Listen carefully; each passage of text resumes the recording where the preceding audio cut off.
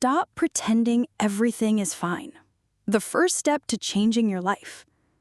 Have you ever caught yourself saying, "I'm fine," when deep down, you're really not? Maybe you wake up every morning feeling this quiet, heavy weight, like something's missing, something's off. You go through your daily routine, show up to work or school, maybe even smile at people. But inside, you know you're pretending.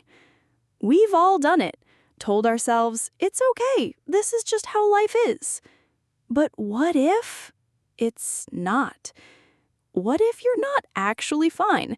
And admitting that is the very first step to raising your standards. That's what this audiobook is all about. It's called How to Raise Your Standards. And today we're diving deep into the first part of the message. Stop pretending everything is okay when it's not. Let's talk. You see, we live in a world that tells us to stay positive, to be grateful, to smile through the pain. And hey, that's not always bad advice. Gratitude is powerful. But there's a difference between being grateful and being in denial. There's a difference between choosing a positive mindset and completely ignoring the fact that your job drains you, your habits are holding you back, or your relationships lead you feeling empty. And here's the truth nobody wants to say out loud. Pretending everything is fine when it's not is the fastest way to stay stuck. Think about it. If you lie to yourself every day, tell yourself you're okay with the way things are, even though your gut is screaming otherwise, you're making it impossible to grow. You're building your life on a false foundation. And over time, that foundation cracks. You might feel it as burnout, or maybe you start resenting people around you. Maybe you just feel numb, tired, apathetic. But it's not random. It's not because you're lazy or ungrateful or weak. It's because deep down, you've accepted a version of life that doesn't match who you really are. And if that's where you are right now, let me say this. You are not alone. And more importantly, you can change. Raising your standards doesn't start with setting big goals or writing a vision board. It starts here. It starts by telling yourself the truth. What part of your life doesn't feel right anymore? What are you putting up with that deep down you know you've outgrown? Is it the job that pays the bills but slowly crushes your soul? Is it the friendship that constantly drains your energy? Is it a habit that you keep telling yourself you'll change someday?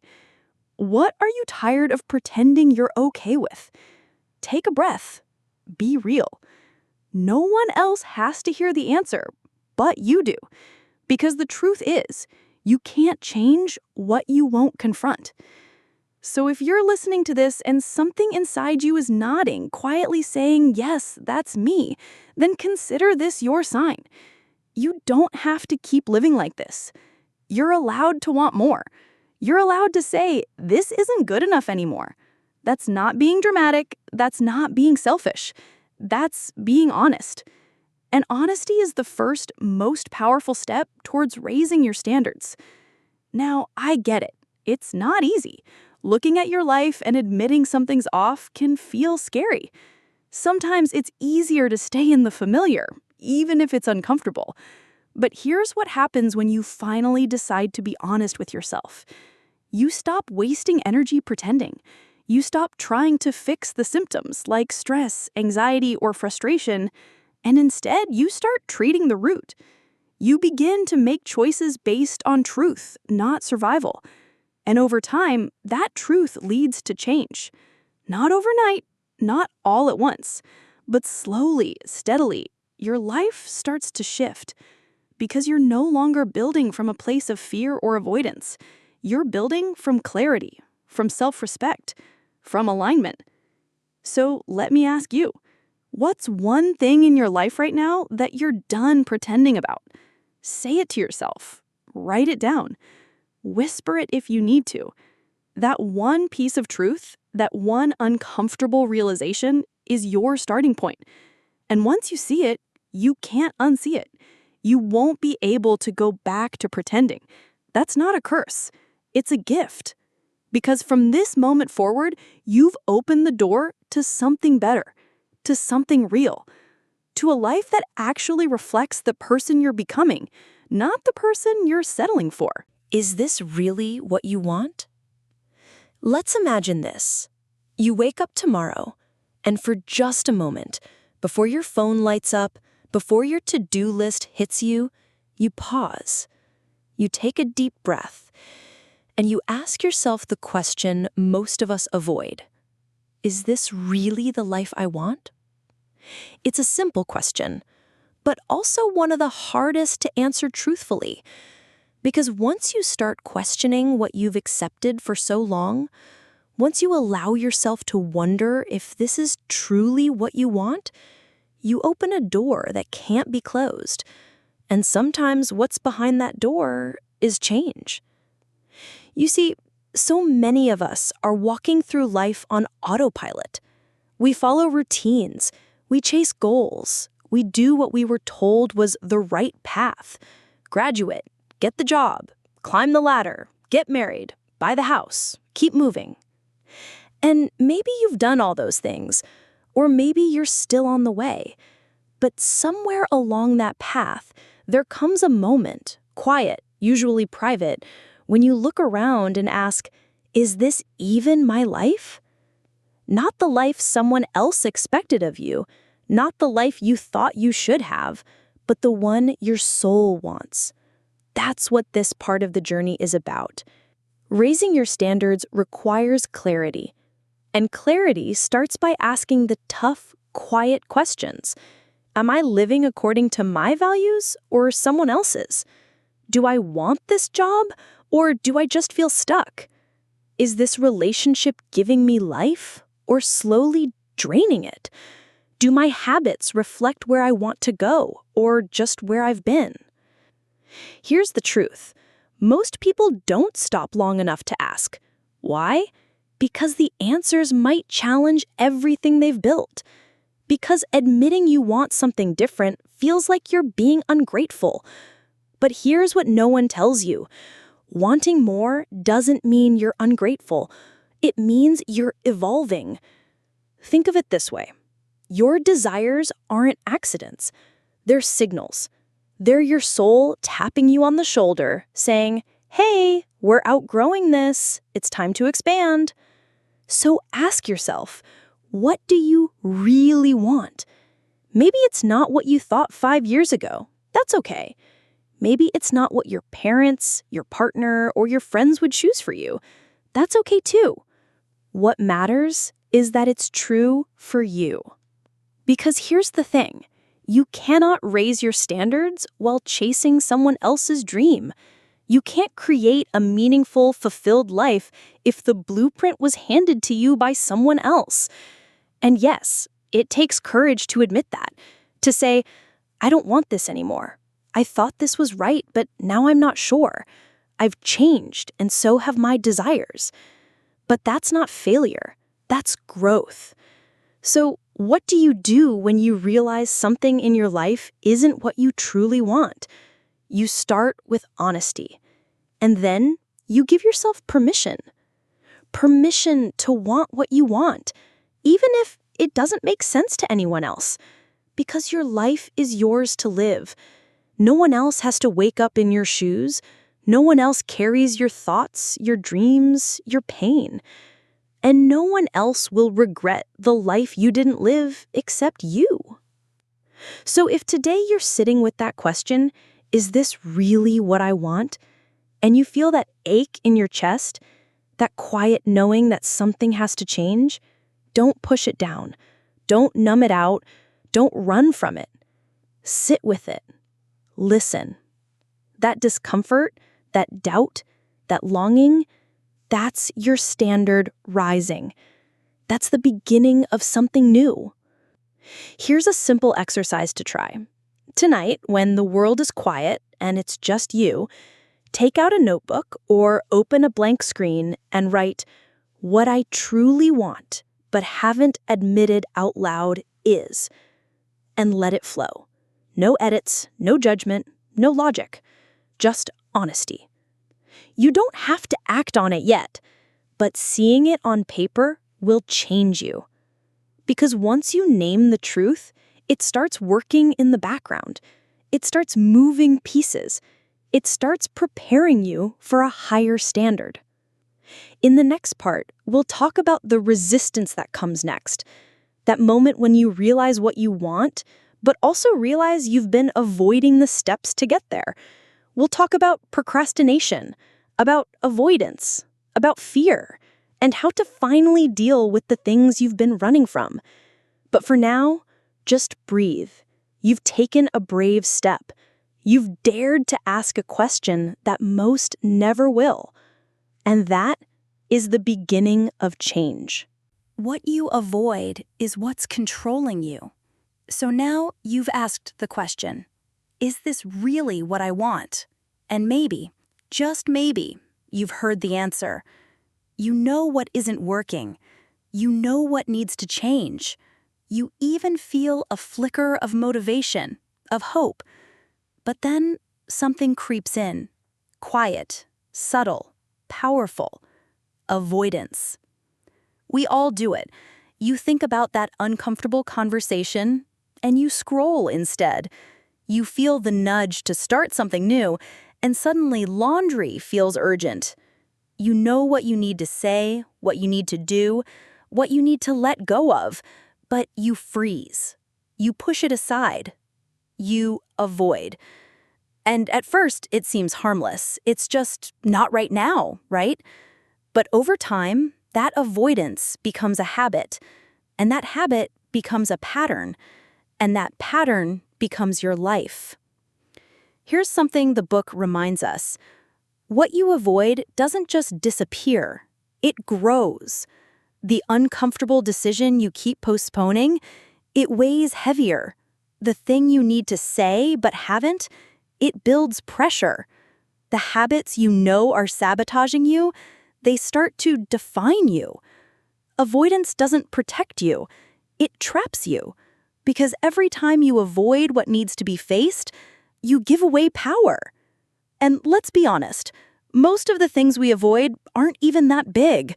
It's the text we don't reply to, the appointment we keep rescheduling, the goal we keep planning but never starting. We think it's about discipline or laziness, but more often than not, it's fear. Fear of discomfort, fear of conflict, fear of failure, fear of change. But here's the thing no one tells you. Facing what you've been avoiding isn't about being fearless. It's about being braver than your fear. It's about saying, yes, this is uncomfortable, and I'm still going to show up. Because every time you do, even in the smallest way, you build something stronger than comfort. You build self-trust. And that's what raising your standards is all about. Doing the thing you said you'd do. Having the conversation you've delayed. Taking the action, no matter how small, that moves you forward. So ask yourself right now, what have you been avoiding? It doesn't have to be huge. Maybe it's opening your finances. Maybe it's stepping on the scale. Maybe it's applying for something you feel unqualified for. Maybe it's admitting that a certain friendship isn't working anymore. Whatever it is, name it. Because once you name it, you shrink its power. And then what? Don't try to fix everything overnight. Start small. Send one message. Make one call. Schedule one thing. Speak one honest sentence. It's not about being perfect. It's about building momentum. Here's what happens when you start facing what you've been avoiding. You stop living in the shadows of fear. You begin to trust yourself again. You feel lighter, not because life is easier, but because you're showing up. Avoidance makes life heavier. Action creates relief. Every time you deal with something you've delayed, even if it's messy, even if it's awkward, you prove to yourself, I can do hard things. And nothing upgrades your standards faster than that. So today, carve out 5 minutes. Pick one thing you've been avoiding, just one, and take a step. even if it's tiny, even if it's clumsy, even if your hands shake while doing it. That step is a signal to yourself, a message. You're done hiding. You're ready to grow. In the next part, we'll look at something that many people struggle with silently. What do you do when the people around you don't want you to grow? We'll talk about relationships, boundaries, and how the company you keep can either lift you up or hold you back. Until then, face one small thing, because the things we avoid are often the exact things that set us free. Let them go if they don't respect your growth. You've started facing things you've been avoiding. You've stopped pretending everything is okay. And maybe now, something strange is happening. As you begin to change, just a little, as you start being more honest, more intentional, more clear, the people around you start acting different.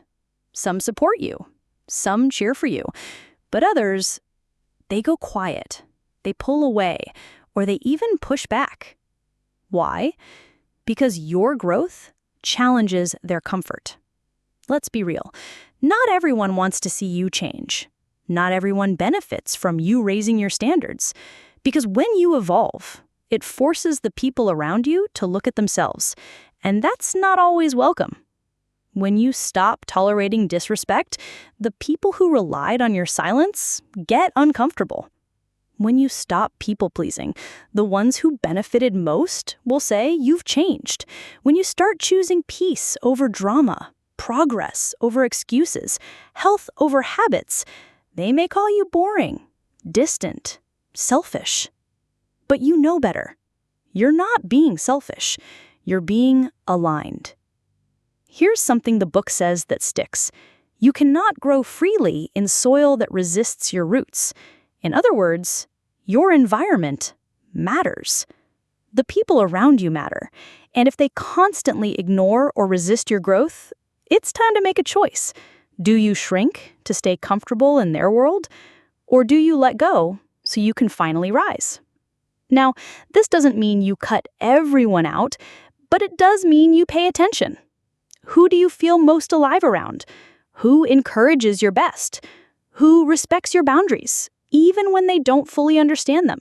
And on the flip side, who makes you feel small? Who belittles your efforts? Who keeps pulling you back into cycles you're trying to break? You know the difference.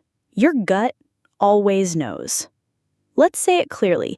You don't owe anyone access to the version of you they refuse to support. Not friends, not family, not coworkers, not partners. You are allowed to outgrow relationships that no longer honor who you're becoming. That's not betrayal. That's respect for yourself and for the path you're choosing. This part of the journey is tough because we all want to belong. We all want to be loved, accepted, included. But the cost of belonging should never be your authenticity. You should never have to dim your light so others feel more comfortable in the dark. So what does it look like to raise your standards in relationships? Sometimes it's a conversation. Sometimes it's a boundary. Sometimes it's space. And sometimes it's goodbye. You don't have to announce it. You don't have to fight about it. You don't even have to explain. You simply stop feeding what no longer nourishes you.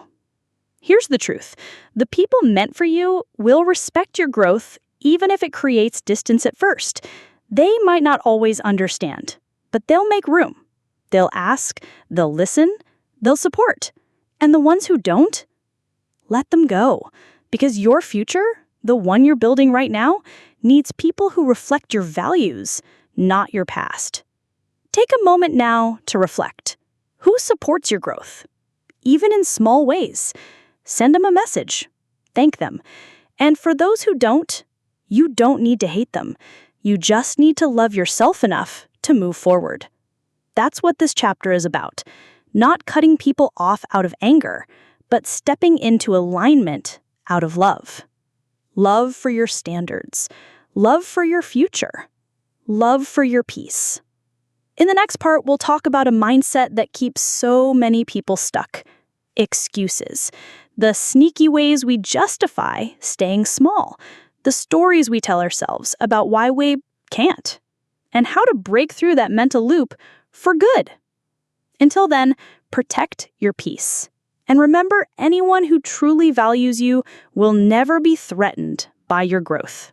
No more excuses. It's time to move. Let's be honest, you've got goals, you've got dreams, you've got that version of yourself you can see in your head, clear, focused, driven. So what's the gap between where you are and where you want to be? Often it's not lack of time, it's not lack of talent, it's not even fear, it's excuses. Tiny ones, sneaky ones, so subtle we don't even notice we're making them.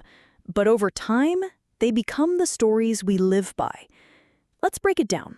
We say things like, I just don't have time right now. I'll start when I'm more motivated. I don't feel ready yet. It's too late. I've already failed before. Sound familiar? They feel reasonable. They feel safe. But here's the truth. Excuses are lies we tell ourselves to stay comfortable. They give us a way out. They keep us from risking failure. They protect our ego, but they sabotage our growth. And worst of all, they become our identity. When you tell yourself the same story over and over, it starts to feel like truth. You stop trying. You stop dreaming. You settle. And once you settle, your standards slowly drop, one decision at a time. But here's the good news. You can rewrite this story. Today, right now. You don't need a new plan. You don't need better conditions. You just need to stop waiting for the perfect moment. Because the perfect moment doesn't exist. What does exist is now. This moment. This hour. This day. It might not be ideal. You might feel tired. You might be unsure. But you're alive. You're aware. You're capable. And that's enough to begin. Let's talk action. Don't wait to feel ready. Don't wait for motivation. Instead, take one small step, because action creates clarity. Action builds momentum, and action kills excuses. Maybe you write one paragraph. Maybe you stretch for 5 minutes. Maybe you clean your inbox. Maybe you make that phone call you've been avoiding. It doesn't matter how small it is. What matters is that you move. You know what happens when you start moving? Your mindset shifts. Your self-image starts to change. You go from I can't to maybe I can. Then from maybe I can to I just did. And when you stack those small wins over time, that's how you raise your standards. Not with a dramatic overnight change, but with quiet, consistent action despite the excuses. So next time you hear that voice in your head saying, not today, maybe tomorrow, what's the point? Pause, smile, and say back, we're doing it anyway. Because you are the one in control now. Not your excuses, not your fear, not your past. You. Here's a quick exercise. Think of one thing you've been putting off. Now give yourself just 5 minutes to start it. Not finish, just start. Once you begin, you'll realize it was never about ability. It was always about belief. And belief is something you build through action. In the next part, we'll talk about a word that many people misunderstand, but it's at the core of every high standard. Respect. Not from others, but the kind you give yourself in every situation. Because once you learn to respect yourself deeply, your standards will automatically rise. Until then, take action. Even the smallest step forward is a win against the story that kept you stuck. Let's talk about a word that gets thrown around a lot, but is often misunderstood. Respect. We're told to respect others, respect elders, respect the rules, respect boundaries. But how often are we taught to respect ourselves? Not just in theory, not just with big dramatic moments. I'm talking about the daily, quiet kind of self-respect, the kind that shows up when no one's watching. Because here's the truth. You set the standard for how the world treats you by how you treat yourself. If you constantly break your own boundaries, if you speak to yourself with judgment, if you settle for situations that drain you, you're teaching the world that's what you believe you deserve. And the world listens. So what does self-respect look like? It's saying no when something doesn't align. It's leaving when something hurts. It's standing up when something matters. It's choosing rest when you're exhausted, not guilt. It's holding your ground even when it's uncomfortable. Because self-respect isn't just about confidence. It's about consistency. It's about honoring your values even when it's inconvenient. Let's be real. There will be moments when respecting yourself feels like the harder road. Maybe you'll lose people. Maybe you'll disappoint someone. Maybe you'll feel alone for a while. But the cost of not respecting yourself is much higher. That cost is regret, resentment, and worst of all, losing trust in yourself. Think about this. Every time you honor your truth, you strengthen your internal voice. You build self-trust. You prove to yourself, hey, I've got me. And once you trust yourself, everything changes. Because when you have your own back, you stop begging others to validate your worth. You stop shrinking to be liked. You stop chasing what doesn't honor you. Here's a simple question to ask yourself in tough moments. If I deeply respected myself, what would I do right now? Not what would be easiest, not what would please others, not what would avoid conflict, but what would honor your values.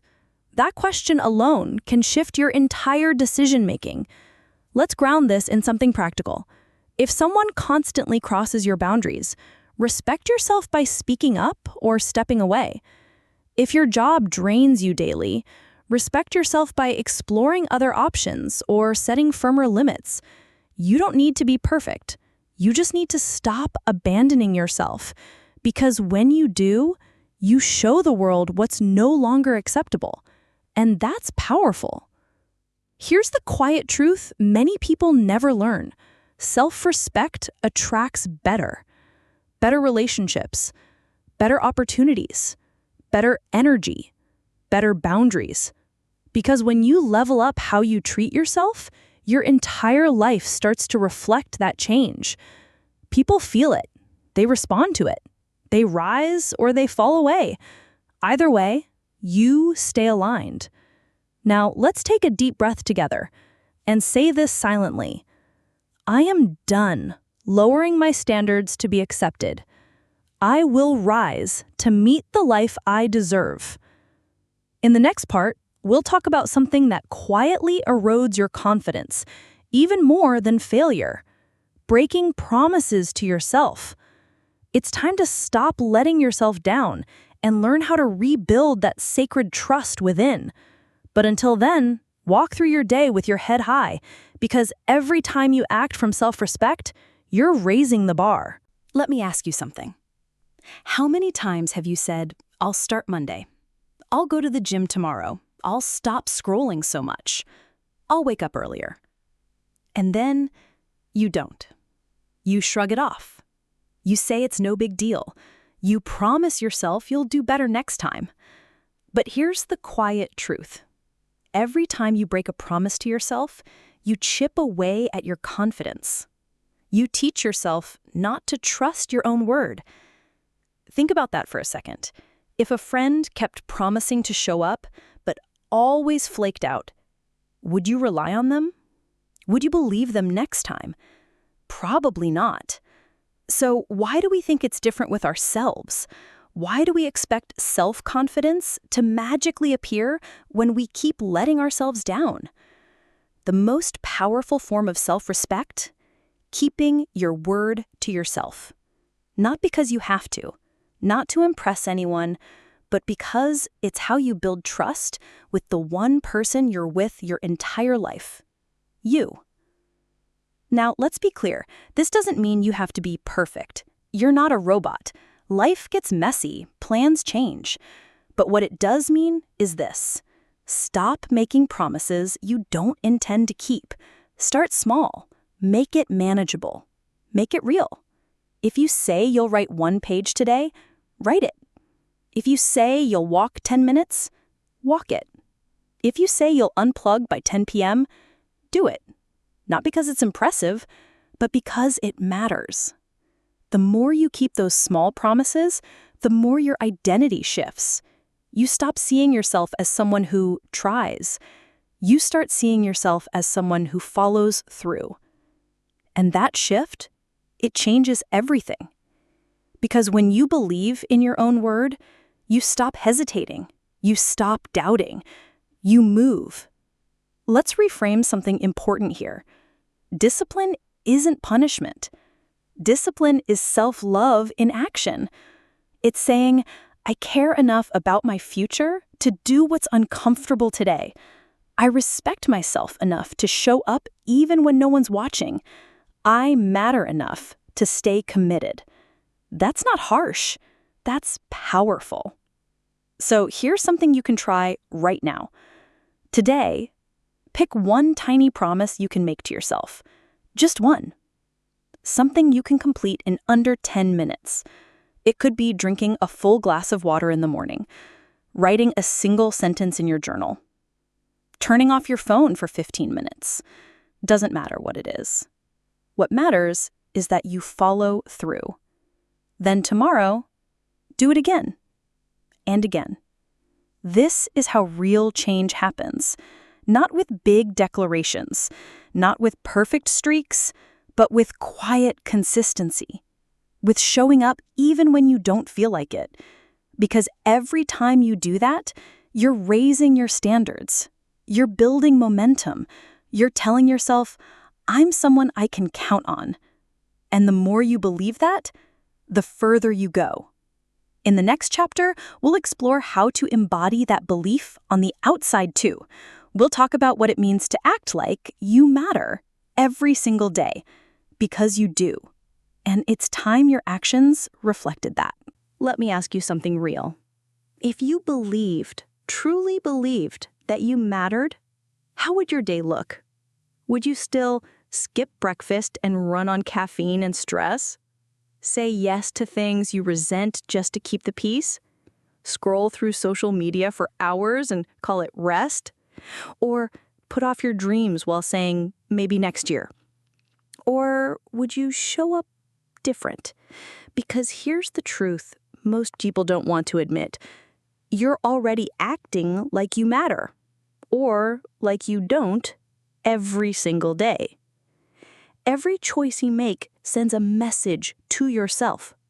When you say, I don't have time for that walk, I'll do it tomorrow, this is just how things are, you're not just delaying something. You're reinforcing a belief. I'm not a priority. But when you choose different, when you choose you, even in small ways, you rewrite that belief. This chapter of the audiobook is about that exact thing, living like you matter. Not someday, not when it's convenient, but today, right now. And it doesn't require a big speech or a dramatic life change. It starts with presence. It starts with awareness. It starts with asking yourself throughout the day, what would someone who values themselves do here? When you wake up tired, would they hit snooze and drag through the morning? Or would they give themselves an extra 10 minutes of stillness and stretch? When a toxic person calls, would they pick up out of guilt or let it go to voicemail and protect their peace? When they feel overwhelmed, would they push harder until burnout or pause, breathe, and ask what really matters right now? Small shifts, big difference. You see, people think raising your standards is about grinding harder, being more productive, hustling nonstop. But often, it's the opposite. It's slowing down, being intentional, caring for yourself like someone worthy of love and peace. Because you are. There's a quote from the book that really sticks. You don't become valuable by proving your worth. You become powerful by acting like it's already true. Read that again. You don't have to earn it. You already have it. The only thing left is to act like it. So here's a challenge for you today. Pick one thing you'd do differently if you truly believed you mattered. Would you cancel a draining plan? Take yourself out for a walk just because it feels good. Put your phone on Do Not Disturb and read for 20 minutes. Or say no to a request without over-explaining. Do it. And when you do, notice how it feels. Notice how your energy shifts, not just physically, but mentally. That's your standards rising in real time. Here's something else to reflect on.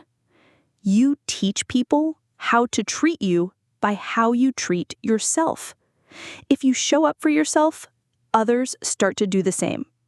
If you take your time seriously, people begin to respect your boundaries. If you treat your goals with care, others stop questioning your priorities. If you walk like you matter, speak like you matter, live like you matter, eventually, life starts to respond in kind. And when that happens, you'll look back and realize it didn't start with some big dramatic change. It started with a quiet decision. I matter, and I'm done living like I don't. In the next part, we'll dive into something even deeper. Letting go. Not giving up. Letting go of what you've been clinging to out of fear, guilt, or habit. It's one of the most powerful acts of self-respect there is. Ready to shed some weight you've been carrying? Let go of what you secretly resent. Let me start with a feeling you probably know. You're holding on to something. A job that drains you. A friendship that feels one-sided. A role that no longer fits. An old dream that's quietly become a burden. But you keep telling yourself, I should be grateful. This isn't that bad. I've already put so much into this. If I just push a little longer. Meanwhile, deep down, you're carrying resentment, and it's getting heavier. Here's the thing. Resentment doesn't always show up loud. Sometimes it whispers. It's the sigh you let out every morning before work. The silence that fills the room when a certain name comes up. The tension in your shoulders when you think about how things used to be. And still, you hold on. Because letting go feels like failure, or guilt, or giving up. But what if it's none of those things? What if letting go is actually the most honest thing you can do? This chapter of the book hits hard because it says, the things we secretly resent are often the things we've outgrown but are too afraid to release. And when you think about it, that makes sense. We stay because it's familiar, because we've invested so much, because we're scared of what might happen if we say, I'm done. But here's the truth. You don't have to carry what no longer fits. You don't have to force yourself into boxes you've outgrown. You don't have to keep saying yes to something that's already a no in your heart. Ask yourself this. What are you clinging to that's costing you peace? A title? A relationship? A version of you from 5 years ago? Are you holding on because it's still aligned with who you are, or because you're afraid of who you'll be without it? That's a tough question, but it's the kind that sets you free. Here's something the book reminds us.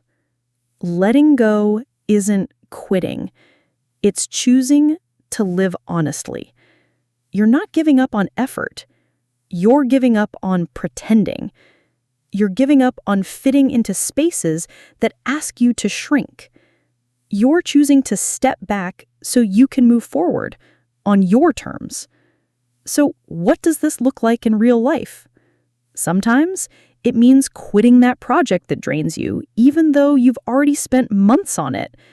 Sometimes it's walking away from a relationship that feels like walking on eggshells. Sometimes it's letting go of the version of yourself that's always the strong one, the achiever, the one who has it all together. And sometimes it's just admitting, this used to serve me, but now it doesn't. And that's okay. One of the hardest parts of raising your standards is this. You have to make space. Space for new energy, new people, new opportunities, new versions of yourself. And you can't do that while you're still gripping things with closed fists. You have to open your hands. You have to trust that what's meant for you won't require you to betray yourself. So here's a reflection for today. What's one thing you're holding on to that no longer feels right? Just name it. You don't have to take action yet. Just be honest. Because honesty is always the beginning of transformation. And if you do decide to let it go with gratitude. Not with bitterness, not with drama, not with shame. Just with this quiet statement. Thank you for getting me here, but you're not coming with me. Choose discomfort now or regret later. Let me ask you something personal. What scares you more? Sự khó chịu tạm thời hay sự hối tiếc kéo dài? Think about it. Would you rather have that awkward conversation today or regret never speaking up?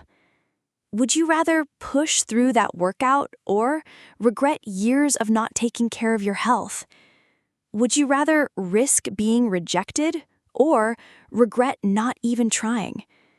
Because here's a simple but uncomfortable truth. You will feel pain either way. The difference is what kind of pain you choose. The pain of discomfort is real. So is the pain of regret. Discomfort is in the moment. It stings, it stretches you, it forces you to grow. But it passes, and when it does, you're stronger. Regret? That one lingers. It whispers at night. It shows up in what-ifs. It hides in quiet resentment. And the longer it stays, the heavier it gets. This chapter in the book challenges us to stop avoiding discomfort like it's a problem. Because truth is, discomfort is a signal. It means you're on the edge of growth. It means you're stepping out of autopilot. It means you're choosing something better, even if it costs you temporary ease. Let's break this down. Avoiding discomfort might sound like, I'll do it tomorrow, or it's not that big of a deal, or what if it doesn't work out, or I don't want to make things awkward.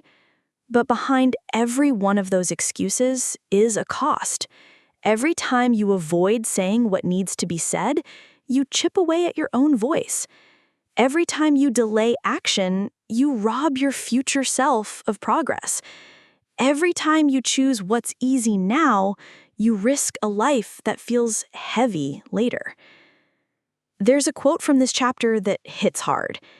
If you want to live light later, you have to carry what's heavy now. That's the trade. And the truth is, most people aren't stuck because they don't know what to do. They're stuck because they're waiting for it to be easy. Spoiler alert, it won't be. But it will be worth it. So what does choosing discomfort actually look like? It might mean saying no when it would be easier to say yes, starting that project you've been avoiding, going to bed early instead of numbing out with Netflix, telling someone the truth about how you feel, asking for help, even when your pride wants to handle it alone. Each time you do that, something shifts. You build grit. You build trust with yourself. You build a life with fewer regrets. Let me be real with you. You're going to look back on this season of your life someday, and you'll either feel proud that you chose the stretch or wish you had. So if something's tugging at you right now, if there's a hard step you know you need to take it. Not because it's easy, but because your future deserves better than I wish I had. You want high standards? Then you have to be willing to sit in the discomfort that comes with them. You have to walk through the fire of growth instead of dancing around it. Because the more you build your tolerance for discomfort, the more unstoppable you become. This chapter is a perfect place to pause and reflect. What's one discomfort you've been avoiding? Just name it. And then ask yourself, what's the long-term cost if I keep avoiding this? Sometimes that question alone is enough to shift everything. How raising your standards really works. The full journey. Okay, let's take a breath.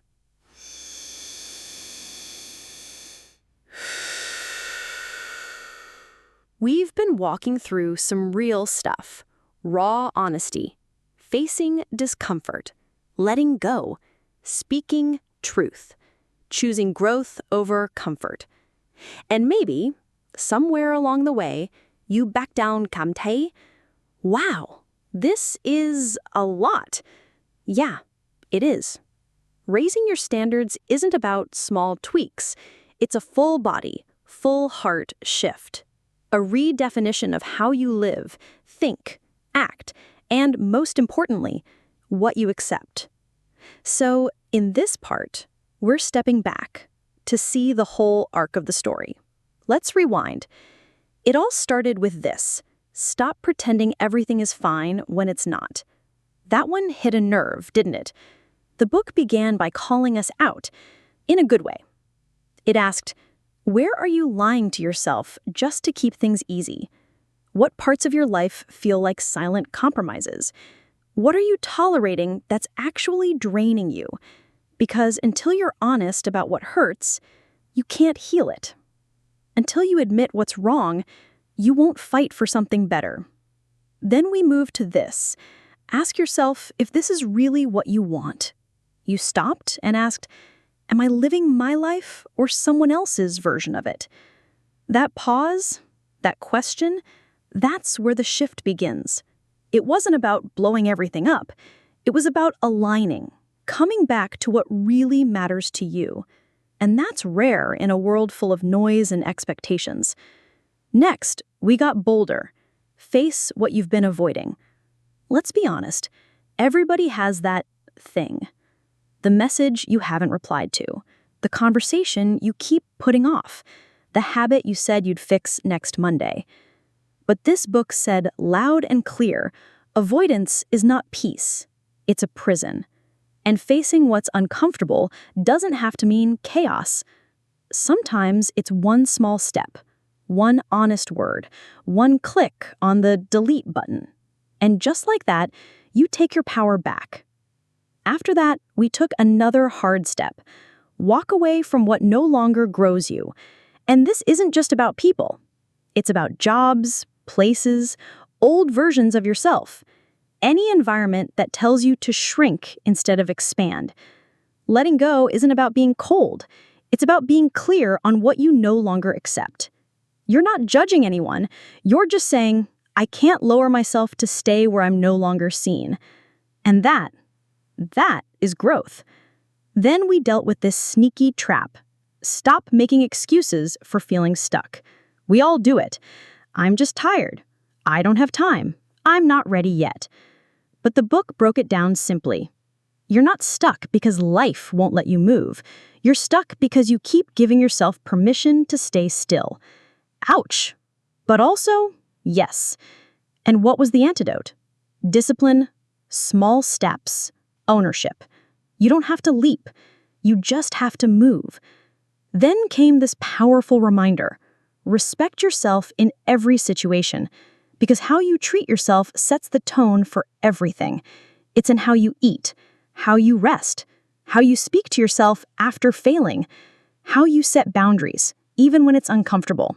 Respect isn't something you earn later. It's something you practice now, in the everyday, in the invisible moments. And we talked about trust. Stop breaking promises to yourself. Because let's be real, you keep saying you'll wake up early. You keep saying this is your last scroll through Instagram. You keep saying you'll start soon. But each time you don't follow through, you teach yourself that your word doesn't mean much. And that's what chips away at confidence. So what did the book recommend? Start small. Build momentum. Make promises that are doable and keep them, not for perfection, but for trust. Then we turned it up. Act like you matter every single day. No more waiting for a special moment. No more waiting for someone to validate you. No more waiting for some big reason to show up. You are the reason. This chapter was about walking like you know your worth, about planning your day like your time matters, about feeding your mind like your thoughts shape your world, because they do. You're not just existing anymore. You're leading your life. After that, we cleaned house, let go of things you secretly resent, that relationship you've outgrown, that job you've stayed in too long, that version of you that's more about survival than joy. We all hold things too long, but letting go, it's the bravest act of alignment, not out of anger, but from peace. And finally, this one.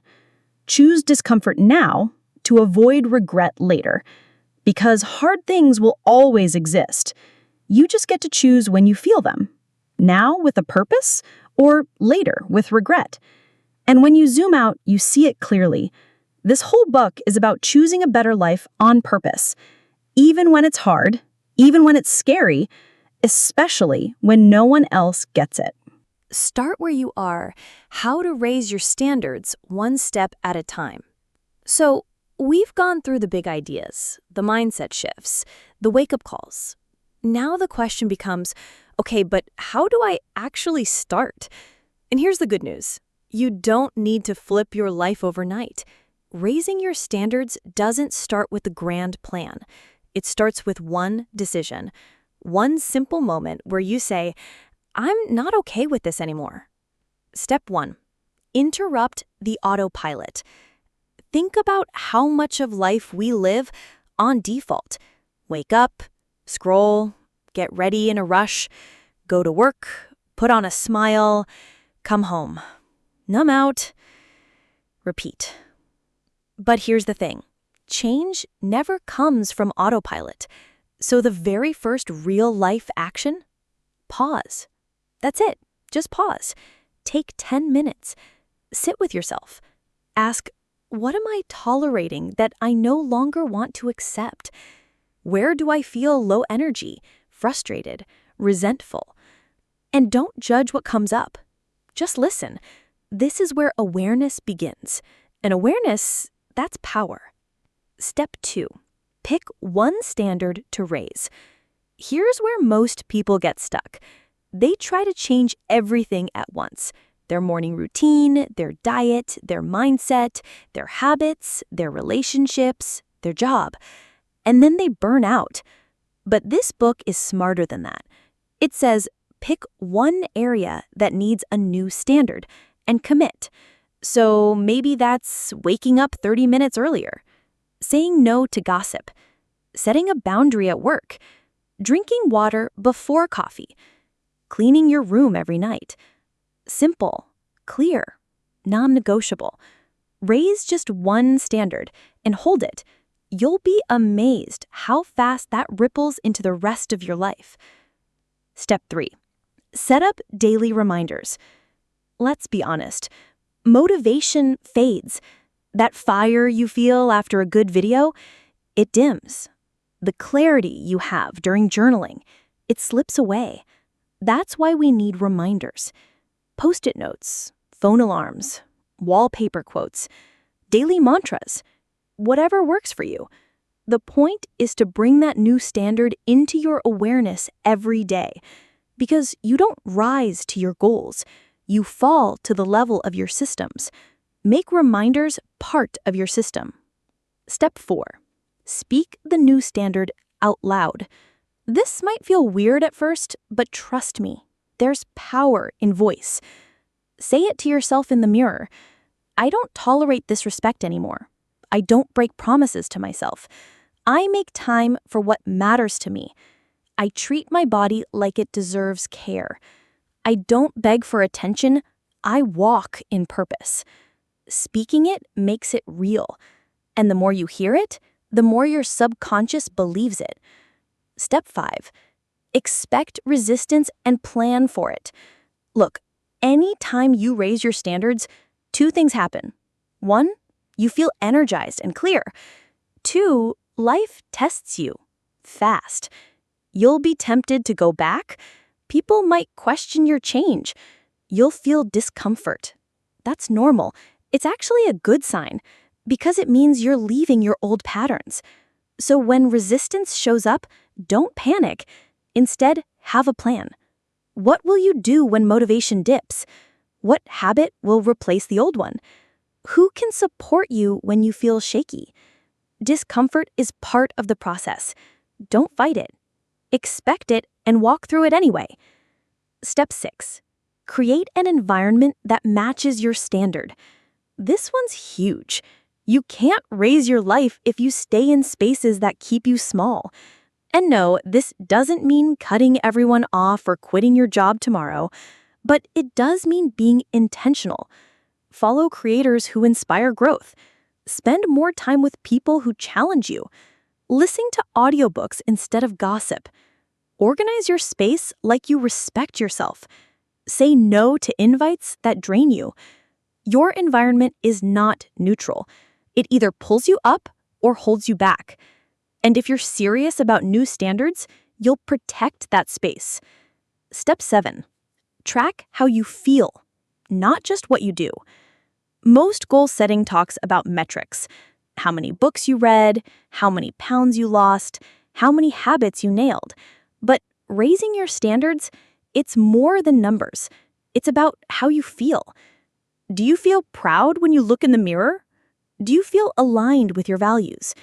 Do you respect the way you handle that hard conversation? Do you feel lighter after letting something go? Track that. Those are the real wins. Final thought of this part. Here's what the book keeps reminding us. You're not broken. You don't need a total makeover. You're not behind. You've just been living below what you truly deserve. And now you're choosing to stop. Not in a dramatic way, but in a steady, grounded, deeply powerful way, with one decision, one shift, one new standard. And that's how everything changes. Let's get real. You've watched the videos, you've nodded along, you've felt the fire. You've told yourself, this time I'm serious. But somehow, you keep putting things off. You delay the gym. You delay the tough talk. You delay setting boundaries. You delay starting fresh.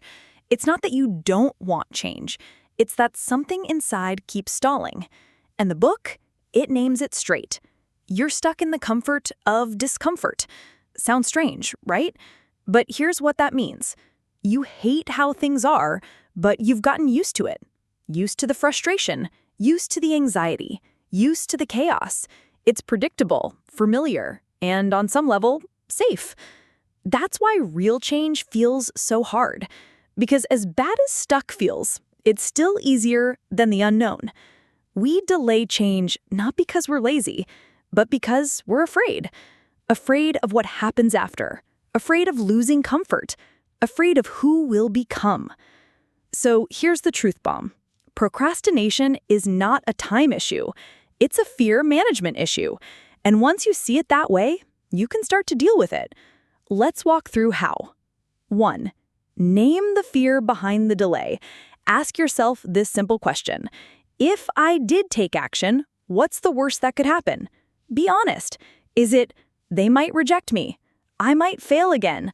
I'll have to admit I've wasted time. I'll feel uncomfortable. Once you name the fear, it loses power. Because most of the time, what we're afraid of doesn't actually happen. And even if it does, you're more resilient than you think. 2. Break the task into the tiniest first step. When something feels huge, our brain panics. So don't try to revamp your entire life in a weekend. Just do the next small thing. Instead of fix my diet, try drink a glass of water in the morning. Instead of start a business, try brainstorm 3 names. Instead of write every day, try write 1 sentence. The smaller the step, the lower the resistance. And once you're in motion, momentum kicks in. 3. Use the 2-minute rule. If it takes less than 2 minutes, do it now. Reply to that email, tidy your desk, text that friend, take a deep breath. This rule trains your brain to act before hesitation sets in, and it builds the muscle of follow-through fast. 4. Don't wait for motivation. Build systems. Waiting until you feel like it is a trap. Motivation is a guest. Sometimes it shows up, sometimes it ghosts you. But discipline? That's built. How? Set reminders. Use accountability. Schedule your habit at the same time daily. Prepare your environment the night before. Systems don't care how you feel. They just work, if you do. 5. Redefine failure. A huge reason we delay action, we're afraid we'll mess up. We'll start and stop again. We'll look like a joke. But here's the truth. Failure isn't trying and falling short. Failure is never trying at all. Messy action greater than perfect intentions. Every single time. And every time you take that imperfect step, you're building proof that you can do hard things. 6. Learn to sit with discomfort. You know what's harder than change? Being uncomfortable forever. Change hurts a little now. Staying stuck hurts every day. So start getting comfortable with discomfort. Set a timer and sit still for 5 minutes. Say no and let the silence happen. Do the task while feeling awkward. Discomfort won't kill you, but not growing just might kill your spirit. 7. Visualize the after state daily. We procrastinate because we're focused on the cost. But what if you focused on the reward? Imagine waking up energized in a peaceful space, saying yes only to what aligns, trusting yourself again, attracting people who respect your boundaries, feeling free. Feel that. Let it pull you forward. Let the vision be stronger than the resistance. Here's a quick script you can say to yourself. I don't need to do everything today, but I do need to take 1 step because my future is built on what I choose now. That's the truth, and it's powerful. Raising your standards doesn't mean being perfect. It means acting anyway, especially when it's hard. And once you learn to break through delay, you'll unlock momentum that carries you into the next level of your life. Stop wanting, start expecting. Let's talk about something subtle, but incredibly powerful. The difference between saying, I want this, versus, this is my standard. Sounds similar, right? But emotionally, energetically, they are worlds apart. When you say, I want to be respected, it means it'd be nice if it happens. I hope they treat me well. Fingers crossed, things change. But when you say, I expect to be respected, it means this is my baseline. I don't entertain less. It's non-negotiable. One is passive. The other is empowered. Here's the thing. We're taught to dream, to wish, to want better, but no one teaches us how to raise our baseline. Your standard is what you tolerate, not what you post on Instagram, not what you journal at 1 a.m., but what you accept day in and day out. So the question becomes, are you living according to your desires or according to your default? Let's take an example. You say you want a healthy relationship, but you keep answering texts from someone who ghosts you, or plays hot and cold, or doesn't value your time. Your real standard isn't what you say, it's what you allow. Same with money, same with health, same with boundaries. The book reminds us of something simple but uncomfortable. You don't get what you want, you get what you settle for. That hits, doesn't it? You don't rise to your hopes, you fall to your habits. And if you keep telling yourself, I'll change once it gets bad enough, it's already bad enough. So what do? How do we shift from wanting to expecting? Let's walk through a few mindset switches. 1. Start acting as if your standard is already real. Don't wait until others treat you better. Treat yourself better first. Want people to value your time? Stop overcommitting. Want to be taken seriously? Speak clearly and firmly. Want to be respected? Set boundaries and stick to them. The world reflects how you carry yourself. 2. Audit your bare minimum habits. This part's crucial. What's the lowest standard you allow for yourself daily? For example, how clean do you keep your space? How do you speak to yourself when no one's around? What do you consume on autopilot? Food, media, thoughts? Because that baseline, it tells you what you're truly expecting from life. 3. Redefine your normal. Most people live inside a comfort zone, not realizing it's actually a low expectation zone. Change happens when you raise what's normal for you. Waking up clear-headed, saying no without guilt, leaving environments that dim your light, moving your body daily, having people around who inspire, not drain. Make that your default. And if it's not your reality yet, start choosing like it is. 4. Don't explain your new standards, enforce them. Not everyone will like the new you, the version that speaks up, that doesn't settle, that walks away. That's okay. You don't owe anyone a PowerPoint explaining your growth. Your only job, be consistent with your expectations. People will adjust or fall away. Both are a blessing. 5. Journal this prompt. Where in my life am I saying I want, but acting like I'll accept less? Write it down. Don't filter, don't justify. Then ask, what would it look like to make this my new standard, starting now? No grand declarations, just choices. Quiet ones, but steady. Here's the truth that will set you free. You are allowed to want more without apology. You are allowed to expect more from yourself, from others, from life. Not from entitlement, but from self-respect. Because raising your standard isn't selfish, it's responsible.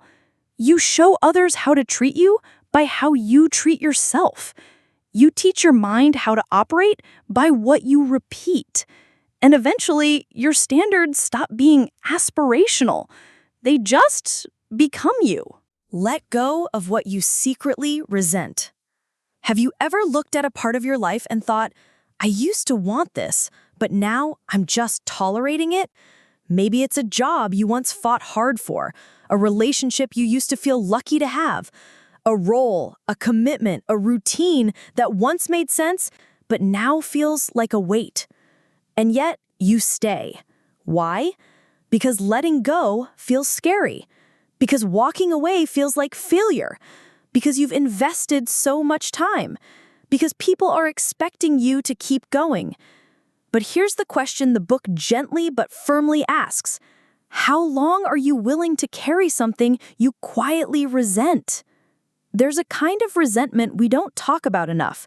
The kind that builds in silence. Not the loud kind. Not the kind that causes arguments or breakdowns. But the kind that slowly wears you down. That turns your passion into duty. Your excitement into burnout. Your peace into pressure. You smile on the outside, but inside you're asking, how did I end up here? This chapter is about release. It's about recognizing that letting go is not weakness. It's not giving up. It's honoring who you've become. Let's say this clearly. You are allowed to outgrow people, places, plans, and patterns. That's not betrayal. That's evolution. What once fit you might now restrict you. What once lit you up might now drain you. that doesn't mean it was wrong. It just means you're growing, and growth requires shedding. So, how do you know when it's time to let go? Here are a few signs to listen for. You keep justifying it to yourself. You dread it more than you look forward to it. You feel stuck, not stretched. You keep hoping it will magically go back to how it was. You fantasize about a version of life where this thing is no longer present.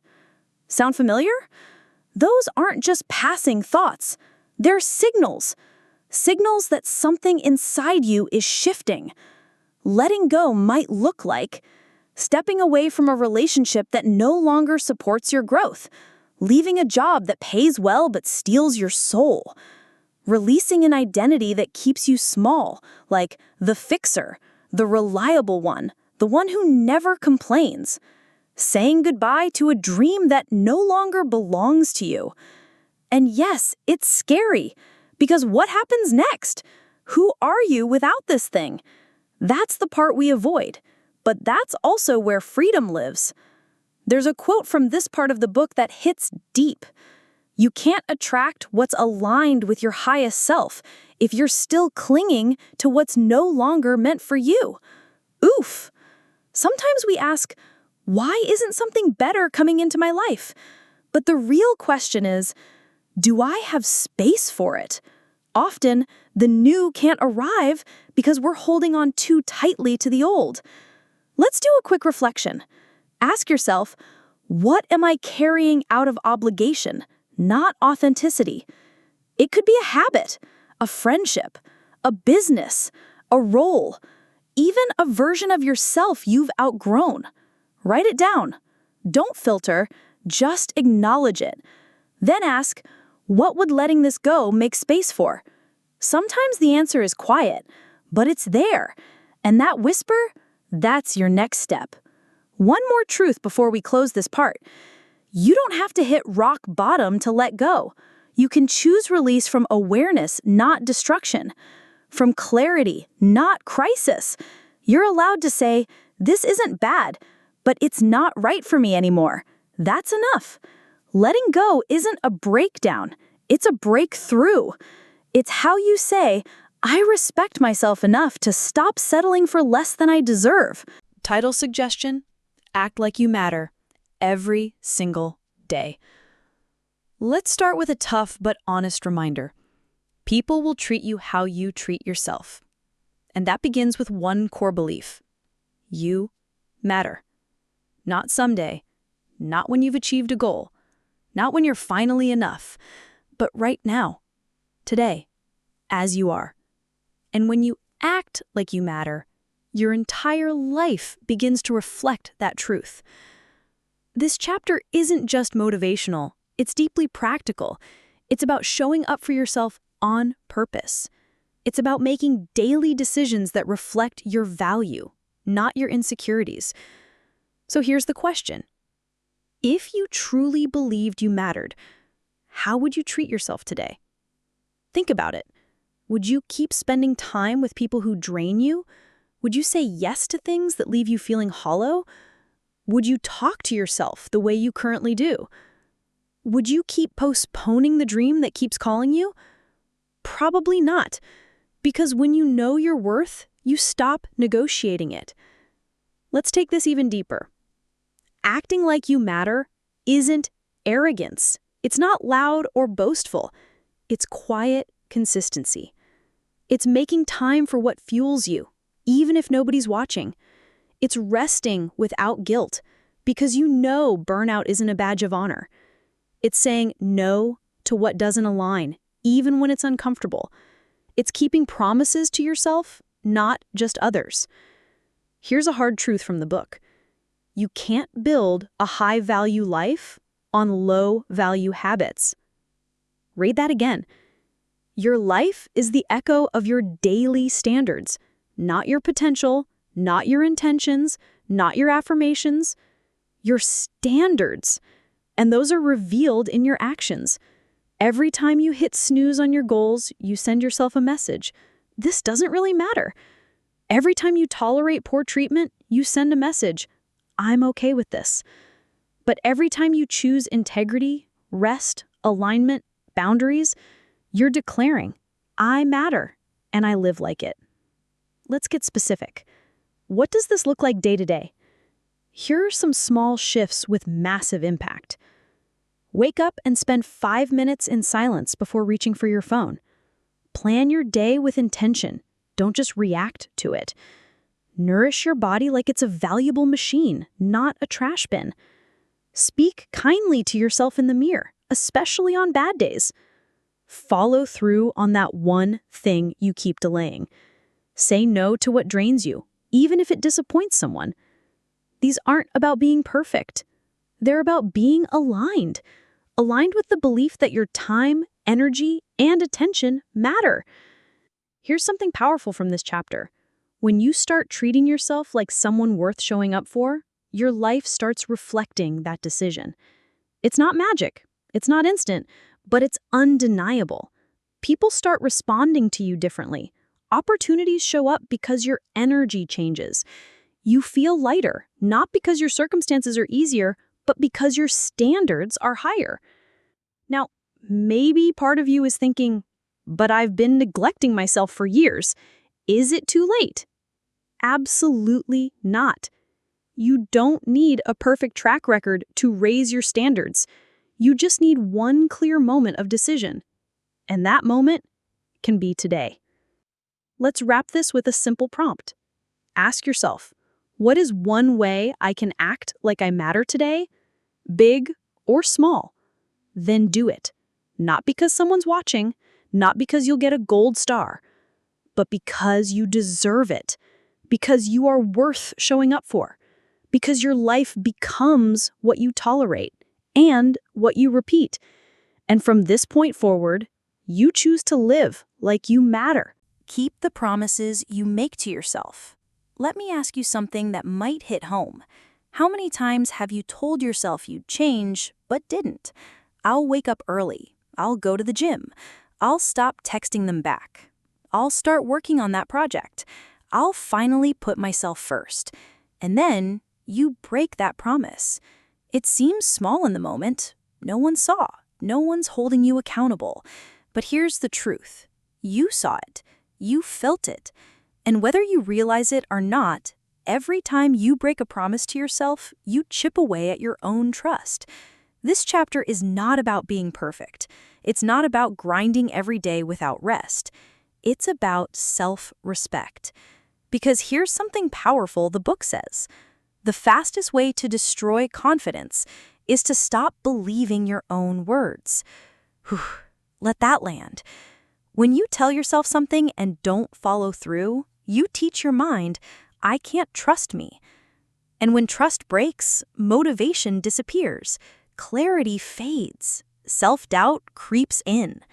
On the flip side, every time you keep a promise, even a small one, you tell yourself, I show up for me. My words matter. I'm reliable. And that, over time, builds something unshakable, self-respect. Let's go deeper. Why is it easier to keep promises to others but break the ones we make to ourselves? Because we're afraid of disappointing people. Because we want to be liked. Because we're used to putting others first. But the truth is, you can't be truly reliable to others if you're constantly abandoning yourself. Keeping promises to yourself isn't selfish, it's foundational. It's how you become someone who leads, creates, and inspires from wholeness, not exhaustion. So how do you start? You don't start with massive, unrealistic goals. You start small. You start consistent. You start kind. Here's how. 1. Pick one promise. Just one. Maybe it's 10 minutes of movement or drinking water first thing in the morning, or journaling for 5 minutes at night. 2. Make it doable. Don't commit to waking up at 5 a.m. if you've been sleeping at 1 a.m. for years. Make it something that fits your current life. 3. Honor it like a contract. Imagine you made this promise to someone you deeply respect. You wouldn't flake on them, right? So don't flake on you. 4. Track your wins. Each time you follow through, note it. Celebrate it. Proof builds belief. Here's the beautiful part. It's not about doing it forever, it's about showing up today. That's all. Today, I said I'd do this. Today, I did. Then tomorrow, and the day after that, and eventually, you'll look in the mirror and realize, I trust me now. That's power. And when the hard days come, and they will, you'll have that inner voice reminding you, we've done this before. We keep showing up. We don't abandon ourselves. That voice, that's your new foundation. That's the voice of raised standards. So here's your reflection for today. What is one promise I can make to myself and keep starting today? Write it down. Say it out loud. Then prove to yourself that your word means something, not for anyone else, just for you. Let's take a breath and ask a serious question. Do you treat yourself with respect when things aren't going your way? It's easy to feel good when you're winning, when your plans work, when people like you, when life flows. But what about the hard days, when someone disrespects you, when you mess up, when you feel behind or out of place? Do you still act like someone who matters? Because that's where true self-respect is revealed, not in comfort, but in conflict. This chapter is a quiet wake-up call.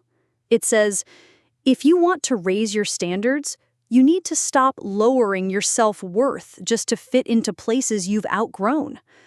Let that sink in. Every time you say yes when you want to say no, shrink yourself to avoid judgment, tolerate disrespect to keep the peace, you send yourself a message, my comfort is more important than my dignity. But here's the truth. Peace without self-respect is just silence, and silence can become a cage. So what does self-respect look like in real life? It's not always loud or defiant. Sometimes it's quiet, steady, and grounded. It's saying, I deserve to be spoken to with kindness. I'm allowed to have boundaries. My needs matter even if they're inconvenient. I don't have to explain my worth to anyone. And more importantly, it's living those beliefs even when it's uncomfortable. Here's what's powerful. Self-respect isn't just about how you let others treat you. It's about how you treat yourself when no one's watching. Think about that. Do you keep your space clean because you value peace of mind? Do you move your body, not for punishment, but to feel alive? Do you let yourself rest when you need it? Do you forgive yourself after a mistake or shame yourself endlessly? All of these are choices, daily decisions that either build you up or quietly tear you down. This chapter invites us to reclaim our power. It says, when you carry self-respect with you, you stop negotiating your worth based on who's in the room. You become your own anchor. You stop chasing validation. You no longer bend to fit into spaces not meant for you. You create spaces that reflect your standards. And those spaces, they begin with you. Let's get specific. Here are 5 daily ways to practice self-respect. 1. Speak to yourself kindly. Cut the self-bullying. Replace it with truth and compassion. 2. Don't over-explain your no. No is a full sentence. Your boundaries don't need justification. 3. Stop apologizing for existing. You're not too much. You're not too quiet. You're allowed to take up space. 4. Own your time. If something drains you, it's okay to let it go, even if others don't understand. 5. Hold your head high. Walk, speak, and choose like someone who knows they belong, because you do. Raising your standards isn't just about big goals. It's about the invisible, everyday signals you send to yourself. Do you move through life like someone who matters? Like someone worthy of care, attention, and grace? Because when you do, something incredible happens. The world begins to mirror that energy. You attract relationships that respect you. You create work that reflects your worth. You stop settling because you feel what it's like to stand tall. So here's today's reflection. In what areas of my life am I still betraying my self-respect? It's okay if the list is long. This isn't about shame, it's about clarity. And once you see it, you can shift it, starting today. You ever hold on to something so long that even thinking about letting go feels like betrayal? A job you've outgrown, a relationship that drains you, a role you never chose but kept playing, a version of you that no longer fits. We carry these things out of guilt, fear, or habit, and sometimes we even convince ourselves it's the right thing to do. But deep down, we know, we feel it, that quiet resentment, that silent frustration, that inner voice whispering, "This is no longer for you." This chapter of the book gets real honest. It says, holding on to what's not meant for you isn't loyalty, it's self-abandonment. Wow. We often stay because we think it's noble. I made a commitment. I don't want to hurt them. I can't just quit. But what if staying is slowly crushing your spirit? What if staying is teaching you to tolerate instead of transform? That's not responsibility. That's self-sabotage disguised as duty. So what are some signs you might be holding on to something that's already expired? You feel tension in your body when you think about it. You dread showing up. You constantly imagine what it would be like if you could walk away.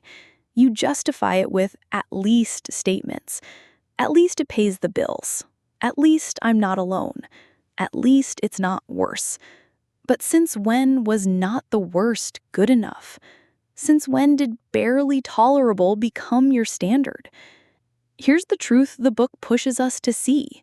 You're not meant to carry things just because you once picked them up. Read that again. People change. Needs evolve. Dreams shift. Letting go doesn't mean you failed. It means you're finally listening to yourself. And that's brave. Let's talk about what letting go might look like. Leaving a job that drains your creativity. Releasing a friendship that no longer feels mutual. Saying no to roles you never chose but always accepted. Forgiving yourself for not living up to expectations that were never truly yours. Letting go is an act of self-respect, of clarity, of courage, because it's saying, I trust myself enough to walk away, even without a perfect backup plan. That's scary, but also freeing, because once you let go, you create space. Space for alignment, space for peace, space for people and places that actually see you. Here's a simple but powerful practice. Ask yourself this. What's something I'm holding on to that I secretly resent? Write it down. Don't filter, don't justify. And then ask, what would letting this go free me to do, be, or feel? You may not have the full answer yet, but even naming it is a form of liberation. And if guilt rises up, remember, choosing yourself isn't selfish, it's sacred. Letting go doesn't make you weak, it makes you honest. And that's where raised standards truly begin, when you stop settling out of fear and start choosing from self-worth. Choose discomfort now to avoid regret later. Let's start with a simple but confronting truth. You can either feel the discomfort of growth now or face the regret of not changing later. That's it. That's the choice. And no matter how much we try to avoid it, discomfort is part of every path. The question is, which kind of discomfort are you choosing? Because here's the thing. We already know what it's like to stay stuck, to keep quiet when you want to speak up, to stay in something just okay because you're scared of starting over, to wake up with that quiet ache, not pain, but the dull weight of knowing you were meant for more. That's its own kind of discomfort. And honestly, it doesn't go away. It lingers. It grows roots. It becomes the background noise of your life until one day it becomes regret. But the other kind of discomfort, that's the one that builds something better. It's the discomfort of speaking up for yourself, saying no even when it disappoints someone, trying something new and looking awkward, walking away from what's safe towards something uncertain, facing your fears instead of managing them quietly. Yeah, it's hard. It's scary. Sometimes it'll break you open a little, but it's also real. It's growth. It's movement. And most importantly, it's the kind of discomfort that leads to freedom. This chapter is about courage. Not the dramatic Hollywood kind, but the daily quiet kind. The kind that wakes up and says, I'm tired of living halfway. I'm ready to show up for the life I want. Even if it's messy, even if you don't feel ready, even if the people around you don't understand yet. Raising your standards isn't about perfection. It's not about having it all figured out. It's about choosing differently. Not someday, but today. Because every day you delay, you teach yourself that your dreams can wait, that your happiness can wait, that you can wait. But you can't. Let's pause and ask this. What discomfort am I avoiding right now? And what regret might that lead to later? Maybe it's a conversation. Maybe it's a leap. Maybe it's walking away. Maybe it's walking towards something you feared. Whatever it is, you already know. It's been whispering to you for a while. And now it's time to listen. So here's how we wrap this journey. 1. Stop pretending things are fine when they're not. 2. Ask yourself what you really want. 3. Face what you've been avoiding. 4. Protect your growth from people who don't get it. 5. Take responsibility instead of making excuses. 6. Live with self-respect in every moment. 7. Keep the promises you make to yourself. 8. Act like you matter, because you do. 10. Let go of what you secretly resent. 10. Choose discomfort now to avoid regret later. This is what it means to raise your standards, not just once, but every single day. With your thoughts, your words, your choices, your energy, your attention, your boundaries. Because when you change your standards, you change your life. And hey, if you've made it through this entire journey with us, you're already doing the hard work most people run from. So pause, acknowledge yourself, and don't stop here. Your next chapter is waiting. And this time, you're walking into it with higher standards for your energy, your purpose, your worth, and your life. Thanks for joining this full journey with Mind Fuel Books. If this series resonated with you, make sure to comment below with the biggest mindset shift you've had. Share this with someone who needs a reset. And of course, subscribe, because we're just getting started. This isn't the end. It's the beginning of you choosing more.